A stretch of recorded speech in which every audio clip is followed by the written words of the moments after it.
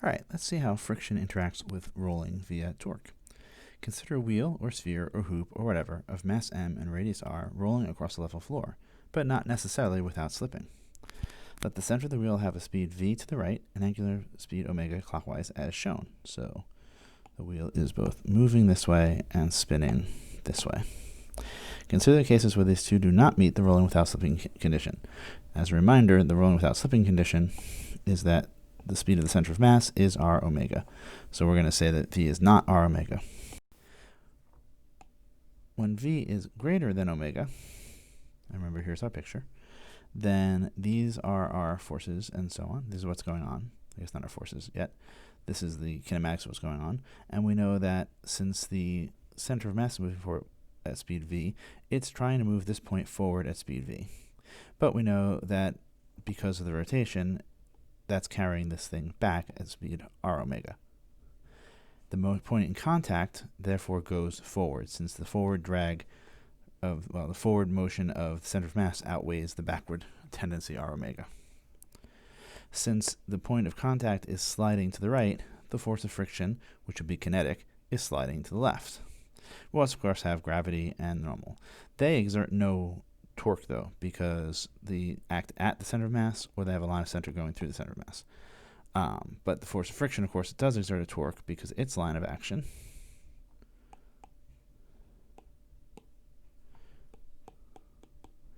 is not through the center of rotation, and therefore has a moment arm, which is of course equal to the radius of the wheel, or hoop, or whatever. The force of friction reduces v, but the torque increases omega, right? Notice that the force of friction, the net acceleration is that way, but the torque is going to be clockwise.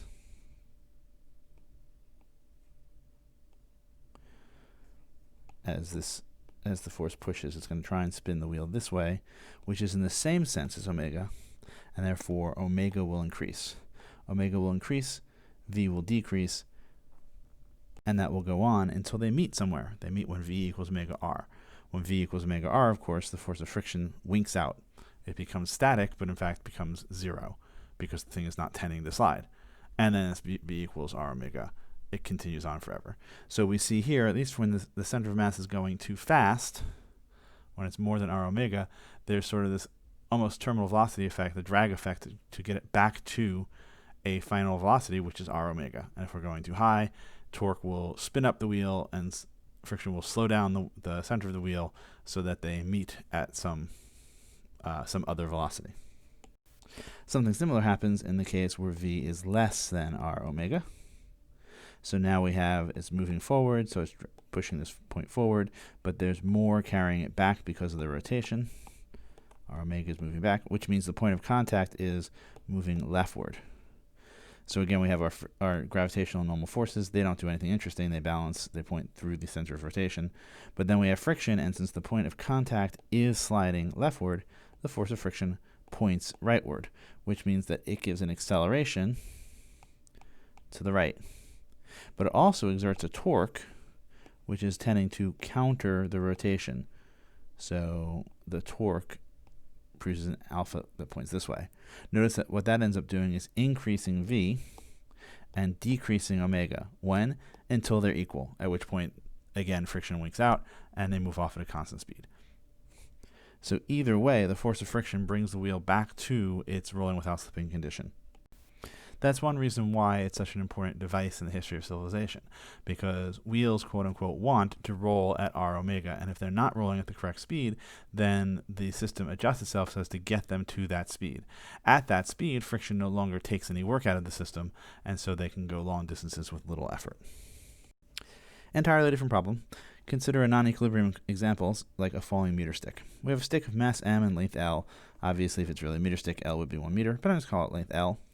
And it's held horizontal. If one end is pivoted and the other is released, what is the angular acceleration of the stick at the moment of release? What is its linear acceleration at the center of mass?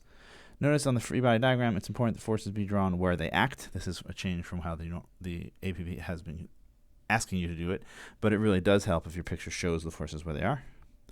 We'll say it's being held by a hand, so we'll say the force of hand supports the stick and the weight pulls it down, and that's it. So these two things are fighting. The moment of inertia of a stick about its end is well known, which means you can just look it up, which is what well known means. And it says that the rotational inertia is 1/3 ml squared.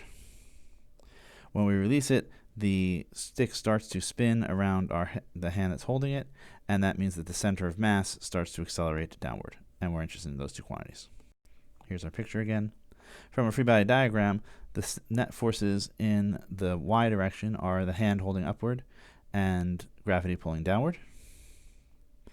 And there's a torque, which in this case would be clockwise, and it comes from the hand times a moment arm of 0 plus the weight times a moment arm of 1/2 times L. That's from the free body diagram.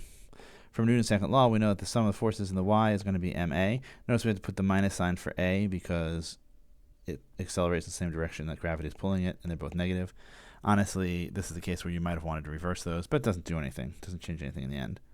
And that the net torque is the rotational inertia times alpha.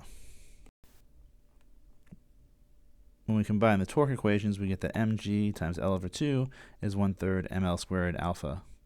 So alpha must be 3/2 g over L. So it's not that easy to see, is that a high or low angular acceleration? We don't have a lot of experience with that yet. It's moderate. It's sort of, well, this will sort of be our standard moving forward. 3/2 g over L is a moderate, reasonable acceleration.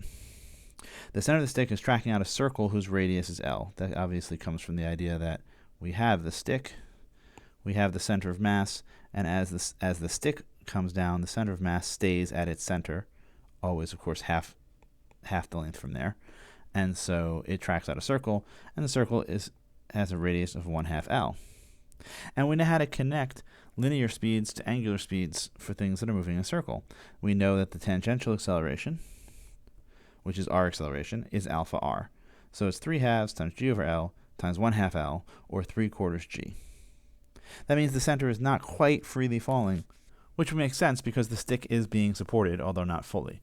Right? It's not being supported at equal to its weight, so it does fall, but it is not freely falling, so it falls at less than g. So that's pretty interesting. What force does the pivot exert on the stick? Well, we can use the other part of Newton's second law and say that the holding force minus mg is m times the acceleration, which remember was negative times the 3/4 g. So the hand has to supply 1/4 of the weight. You might remember in the case where it was held at both ends that each end would hold 1/2 the weight. So we suddenly are holding less than we were before, which is why if you try and do this with an actual meter stick, you'll see that your hand kind of kicks up a bit. It's very hard for you to provide the right support force because it instantaneously changes from 1/2 to 1/4 of the weight. The really interesting thing is what's happening at the far end of the stick. How fast does the far end accelerate? Well, it's still tracking out a circle, but now the radius is just L instead of L/2. So we walk through our formula and we say the acceleration of the endpoint is alpha times r, which is 3/2 g over L, times L. Why 3/2 g over L? Because the whole stick accelerates angularly at the same rate. It keeps its shape. So they must be tracking out the same angle per second, and therefore alpha has to stay the same. The L's cancel, and we get 3/2 g. That means the far end is accelerating down more than free fall. Why? The rigidity of the stick is whipping the far end down so as to preserve the shape and gives it an acceleration. That's actually going to happen for any point further from the pivot than 2/3 L. We can see the 2/3 L coming out by saying set g equal to some fraction, right? So, to say A times the critical radius, but that equals 3/2 g over L times the critical radius. And that tells us that the critical radius would be 2/3 L. And anything that's further out than 2/3 L, the stick will accelerate faster than free fall. That leads to sort of an interesting illustration. If we put objects like, say, pennies on a horizontally held meter stick the whole length, and then we let it rotate like this, the ones that are closer than 2/3 L to the pivot will try and free fall, but the stick will be in the way, and so they'll all go down at some same rate. They'll stay on the stick. But the ones that are further than 2/3 L, the stick will clear out faster than they're falling. So they will separate from the stick. The stick will actually run away from them, and they will all fall on a line at free fall. So here that's been done. There are pennies all the way along this, and I think he's going to let go at this end. So this is our pivot end on the left in frame, and we'll see a line of pennies come up. It's not particularly the best filmed thing though, but you can see them. So if we go again,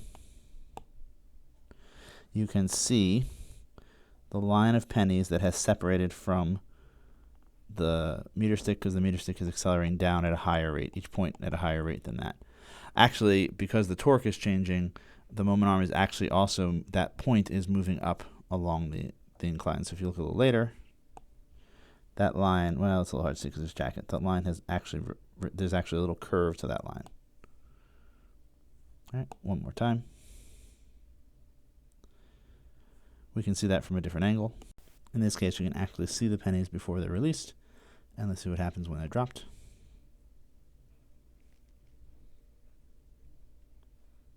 A lot of suspense. A little hard to see because of the stuff in the background. This could be filmed better. But there you go. And again, we see that the line of separation kind of moves a little bit up the meter stick.